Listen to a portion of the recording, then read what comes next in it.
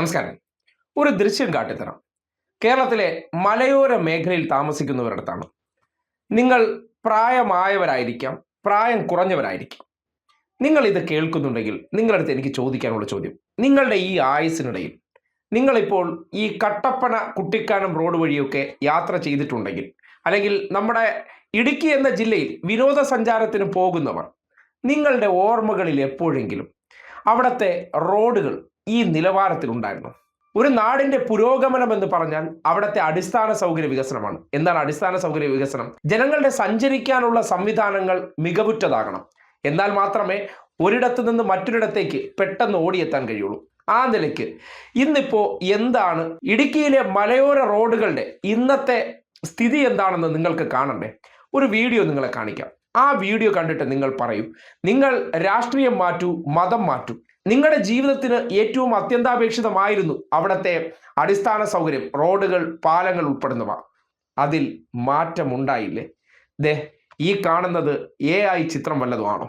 നമ്മളിപ്പോൾ യാത്ര ചെയ്യുന്നത് മലയോര ഹൈവേയുടെ ഭാഗമായ കട്ടപ്പന കുട്ടിക്കാനം റോഡിലൂടെയാണ്. വളരെ മനോഹരമാണ് ഈ റോഡിലൂടെയുള്ള യാത്ര എന്ന് പറയുന്നത്. അതിമനോഹരമായിരിക്കുന്ന കാഴ്ചകൾ കണ്ട് ഈ പാതയിലൂടെ നമുക്കിങ്ങനെ യാത്ര ചെയ്യാനായിട്ട് സാധിക്കും. ഈ പാതയുടെ 90% പണികളും പൂർത്തിയായിരിക്കുകയാണ്.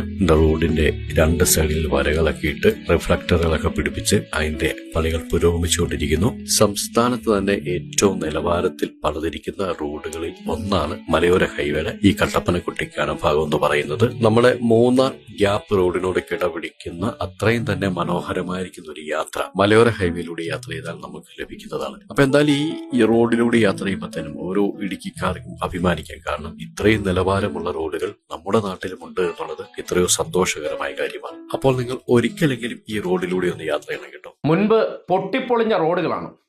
ആ റോഡുകളെ വൈഡൻ ചെയ്തു. എങ്ങനെ? സ്ഥലം ഏറ്റെടുത്ത് വീതി കൂട്ടി. വീതി കൂട്ടുക മാത്രമാണോ ചെയ്തത്? അല്ല, സുരക്ഷാ വേലികൾ നിർമ്മിച്ചിട്ടുണ്ട്. അതായത് റോഡിന്റെ താഴങ്ങളിലേക്ക്, താഴെവശങ്ങൾ എന്ന് പറഞ്ഞാൽ അറിയാലോ, ഈ മലയോര മേഖലയുടെ ഒരു വശത്തെന്ന് പറഞ്ഞാൽ വാഹനങ്ങൾ തെന്നുക എന്തെങ്കിലും ചെയ്തു കഴിഞ്ഞാൽ താഴേക്ക് പോകാതെ സുരക്ഷാ വേലികൾ നിർമ്മിച്ചിട്ടുണ്ട്. ഇതോടൊപ്പം തന്നെ റോഡിന്റെ ഇരുവശവും കോൺക്രീറ്റ് ചെയ്തിട്ടുണ്ട്. അതായത് മഴ പെയ്ത് വെള്ളം ഒഴുകി പോവുകയാണെങ്കിൽ സ്വാഭാവികമായിട്ടും അതുകൊണ്ട് റോഡ് ടാർ ചെയ്തിരിക്കുന്നതിനെയും അത് ബാധിക്കും. അത്തരം പ്രശ്നങ്ങൾ ഉണ്ടാകാതിരിക്കാൻ ഇരുവശവും ടാർ ചെയ്തിട്ടുണ്ട്. ഇതിനോടൊപ്പം തന്നെ റബ്ബറൈസ്ഡ് ടാറിംഗ് കൂടിയാണ് നിർവഹിച്ചിരിക്കുന്നത്. ഒപ്പം റിഫ്ലക്ടറുകൾ സ്ഥാപിച്ചിട്ടുണ്ട്, തെരുവുവിളക്കുകൾ സ്ഥാപിച്ചിട്ടുണ്ട്. ഇങ്ങനെ എങ്ങനെയാണോ ഒരു ദേശീയപാത അതിന് സമാനമായിട്ട്, അതിനോളം പോകുന്നില്ലെങ്കിലും അതിന് സമാനമായിട്ടുള്ള വീതിയിൽ മലയോര ഹൈവേകളെല്ലാം മാറ്റിയത് ഒരു സർക്കാരിന്റെ ഇച്ഛാശക്തിയല്ലേ? കിഫ്ബി എന്ന സംവിധാനത്തിലൂടെ ഫണ്ട് കണ്ടെത്തി മലയോര ഹൈവേ എല്ലാം ഈ രീതിയിൽ മാറ്റം വരുത്തിയത് നിങ്ങളുടെ അനുഭവത്തിൽ മുൻപ് എപ്പോഴെങ്കിലും ഓർമ്മയുണ്ടോ? നിങ്ങൾക്ക് ചിലപ്പോൾ ജാതി മത ചിന്തകൾ രാഷ്ട്രീയത്തിലേക്ക് കടന്നു വരാം. അത് മാറ്റി നിർത്തിയതിന് ശേഷം നിങ്ങൾ ഉൾപ്പെടുന്ന മനുഷ്യരുടെ ജീവിത നിലവാരം ഉയർത്തണമെന്ന കാഴ്ചപ്പാടില്ലെങ്കിൽ ഇങ്ങനെയുള്ള വികസന പദ്ധതികൾ അവിടെ എത്തിക്കേണ്ടിയിരുന്നു. ഒന്ന് ചിന്തിക്കൂ. ജാതിയും മതവും ഒക്കെ വേറെയാണ്. രാഷ്ട്രീയത്തിൽ നിങ്ങൾ ചിന്തിക്കേണ്ടത് അതല്ല. നിങ്ങളുടെ നാടിന് ഗുണപ്പെടുന്ന കാര്യം. നിങ്ങൾക്ക് നേരത്തെ കുട്ടിക്കാനത്ത് നിന്നോ കട്ടപ്പനയിൽ നിന്നോ തിരുവനന്തപുരത്തേക്ക് എത്താൻ എത്ര സമയം വേണമായിരുന്നു? കുണ്ടും കുഴിയും നിറഞ്ഞ റോഡുകളായിരുന്നു. അങ്ങനെയുള്ള റോഡുകൾ മാറി ഇങ്ങനെയുള്ള ഏറ്റവും മികച്ച നിലവാരത്തിലുള്ള BNBC റോഡുകൾ അവിടെ നിർമ്മിച്ചു നൽകിയത് ആ മേഖല പരിപോഷിക്കപ്പെടണം എന്നുള്ള ആഗ്രഹം കൊണ്ടല്ലേ? അതാണ് പറയുന്നത്, ഈ സർക്കാരിന്റെ വികസനങ്ങൾ ഇങ്ങനെയൊക്കെയാണ്.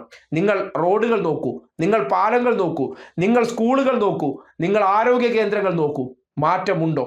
ഇതൊക്കെയാണ് സാധാരണക്കാരായിട്ടുള്ള ജനങ്ങൾ ആശ്രയിക്കുന്നത്. അവർ ബസ്സിലാണ് സഞ്ചരിക്കുന്നതെങ്കിൽ കൂടിയും ആ യാത്രയ്ക്ക് വേഗമുണ്ടാകണം. അങ്ങനെ ഉണ്ടാക്കിയ മാറ്റങ്ങളെ മാറ്റങ്ങളല്ല എന്ന് നിങ്ങൾക്ക് പറയാൻ കഴിയൂ? ഇതിനെയൊക്കെയാണ് കണ്ണിൽ പൊടിയിടാൻ വേണ്ടി മറ്റു വിവാദങ്ങൾ ഉയർത്തി ഈ നാട്ടിൽ ചർച്ചയാകാതിരിക്കാനുള്ള ശ്രമങ്ങൾ നടത്തുന്നത്.